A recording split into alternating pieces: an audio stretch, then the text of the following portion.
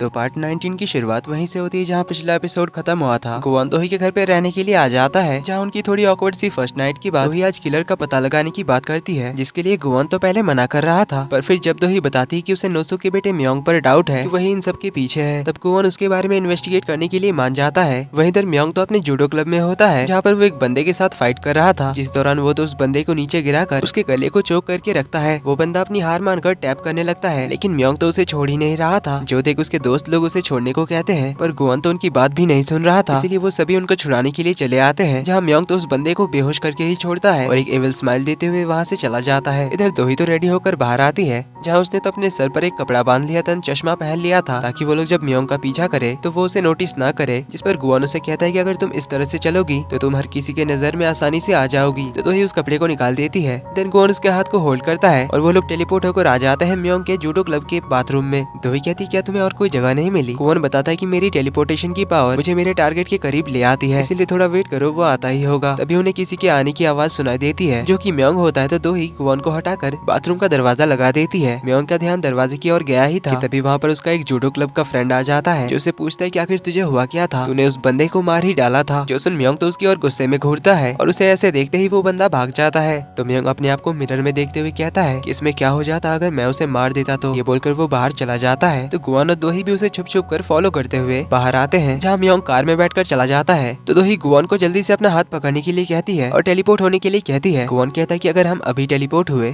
तब या तो हम उसके कार के डिक्की में पहुंच जाएंगे या तो उसके बैक सीट पे। तो दोही गुआन को लेकर टैक्सी में बैठ जाती है और ड्राइवर से म्योंग की कार को फॉलो करने को कहती है। वहीं गुआन तो आराम से बैक सीट पर लेटा हुआ था। कुछ दूर फॉलो करने के बाद म्योंग अपनी कार को सबवे के बाहर पार्क करता है। थोड़ी दूर से दोही और गुआन उस पर नजर रखते हैं। दोही को समझ नहीं आ रहा था कि वो यहाँ पर क्या करने आया है। ये म्योंग कार से बाहर निकलता है तो दोही गुआन को पीछे कर लेती है, क्योंकि उसे आसानी से म्योंग नोटिस कर सकता था। तो दोही कहती है हमें यहाँ पर थोड़ी देर वेट करना चाहिए, फिर देखते हैं ये क्या करता है। लेकिन म्योंग तो सबवे के अंदर चला जाता है, इसलिए दोही जल्दी से गुआन का हाथ पकड़ लेती है और उसके पीछे चलने को कहती है। लेकिन गुआन अपने दूसरे साइड एक कपल को कॉफी पीता हुआ देखकर कॉफी पीने जाने की बात करता है, पर दोही उसे रोकते हुए कहती कि पागल हो क्या, अभी हमें म्योंग का पीछा करना है। पर गुआन का तो कॉफी के बिना मन नहीं मान रहा था, पर दोही उसे अपने साथ खींच कर ले जाती है, जहाँ वो दोनों एक शॉप के अंदर छुप कर म्योंग पर नजर रखते हैं। वहीं गुआन ने तो अपने लिए कॉफी भी ले ली थी और मजे से पीता हुआ म्योंग को देख रहा था। वहीं दोही तो अकेले बड़बड़ किए जा रही थी कि कुछ तो गड़बड़ है, पर तभी वो गुआन को कॉफी पीता हुआ देखती है तो उससे पूछती है कि मेरी कॉफी कहाँ है। पर ये सुन गुआन तो अपनी कॉफी को जल्दी से पीकर खत्म कर देता है। दोही कहती है कहीं ये म्योंग उस किलर से इस सबवे के अंदर तो नहीं मिलता। ये बोलकर वो गुआन की ओर अपना हाथ बढ़ाती है। गुआन उसका हाथ होल्ड करता है तो वो दोनों एक फोटो बूथ के अंदर टेलीपोर्ट हो जाते हैं। दोही पूछते है क्या तुम्हारे टेलीपोर्टेशन के पावर से थोड़ी बड़ी और खुली हुई जगह पर नहीं जा सकते? हर बार ऐसी छोटी सी बंद रूम में आना जरूरी है? इस पर गुआन कुछ नहीं कहता और अपनी कॉफी का खाली कप दोही के बैग में रख देता है। कहता है मैं थोड़ी देर बाद एक कप और पीऊंगा। तभी फोटो बूथ के सामने कुछ लॉकर्स होते हैं, जहाँ म्योंग तो एक लॉकर में कुछ ढूंढने आया था, जिसे दोही और गुआन फोटो बूथ के कर्टेन्स को हटाकर देखने लग जाते हैं। इधर म्योंग एक लॉकर को खोलता है, लेकिन उसके अंदर कुछ भी नहीं होता, जिसे वो गुस्से में बंद कर देता है, पीछे मुड़ता है। तो जल्दी से गुआन और दोही फोटो बूथ के अंदर चले आते हैं, लेकिन म्योंग को शक हो गया था कि वहाँ पर कोई तो है, इसीलिए वो तो इस फोटो बूथ की ओर जाने लगता है। इसीलिए दोही जल्दी से गुआन को अपना हाथ देती है और म्योंग के यहाँ आने से पहले टेलीपोर्ट होने के लिए कहती है। तो गुआन उसका हाथ होल्ड करता है और टेलीपोर्ट होने की कोशिश करता है, लेकिन उसकी पावर्स काम नहीं कर रही थी। इसका रीजन वो समझ नहीं पा रहा था। वो दोबारा ट्राई करता है, लेकिन तब भी कुछ नहीं होता। वहीं इधर म्योंग तो उस फोटो बूथ के करीब आ चुका था और वो फोटो बूथ के कर्टेन्स को हटाने के लिए अपना हाथ आगे करता है। वहीं अंदर तो दोही काफी घबरा गई थी, पर तभी गुआन उनके कॉन्ट्रैक्ट के बारे में याद करता है और दोही को किस कर लेता है, जिससे दोही तो एकदम चौंक जाती है। और यहीं पे इस हफ्ते के आखिरी एपिसोड का एंड होता है और हमें अगले हफ्ते के एपिसोड्स का प्रीव्यू दिखाया जाता है, जहाँ पर हम देखते हैं कि दोही और गुआन तो काफी बहस कर रहे थे, क्योंकि गुआन का पावर्स काम नहीं कर रहा था। इसीलिए वो दोही से कहता है कि तुम्हारी वजह से मेरी पावर्स काम नहीं कर रही है और ये सारी प्रॉब्लम्स तुम्हारी वजह से हो रही है। जिस पर दोही तो उसे गुस्से में कहती कि असली प्रॉब्लम तो तुम हो, इसीलिए मुझे ब्लेम मत करो। इसके बाद शायद इन दोनों में कुछ ज्यादा ही बहसबाजी हो जाएगी, इसीलिए दोही उसे घर से निकाल देती है एंड इवन उसके सारे सामान के साथ उसके जूते चप्पल भी बाहर फेंक देती है। तो गुआन भी गुस्से में अपने घर चला जाता है, बटलर को कहता है देख लिया शादी करने से क्या होता है, मुश्किल से एक दिन तो हुआ ही था और उसने मुझे घर से निकाल दिया, इसलिए कहता हूँ कि आप भी शादी मत करना। गुआन काफी रात तक घर नहीं लौटता, तो दोही उसे कॉल करती है। तो गुआन उसे जानबूझकर कहता है कि कौन बोल रहा है। तो दोही भी सामने से कहती कि ओ हेलो मिस्टर जो भी हो तुम, क्या तुम्हें घर वापस नहीं आना है? गुआन कहता है तुम्ही ने तो मुझे धक्का मार के निकाला था, तो अब क्यों बुला रही हो? इस पर दोही कहती है ठीक है फिर मत आओ, कहकर कॉल काट देती है। इधर जूसियो को सुल्वन फाउंडेशन के बारे में पता करते हुए एक पुरानी फोटो मिलती है 1970s का, जिसमें कुछ ओल्ड मैन के बीच उसे गुआन की शक्ल का आदमी दिखाई देता है। इसीलिए उसे गुआन पर डाउट होता है और शायद उसे कुछ पता चल भी जाता है, क्योंकि जब वो गुआन से मिलता है तो उससे पूछता है कि मिस्टर गुआन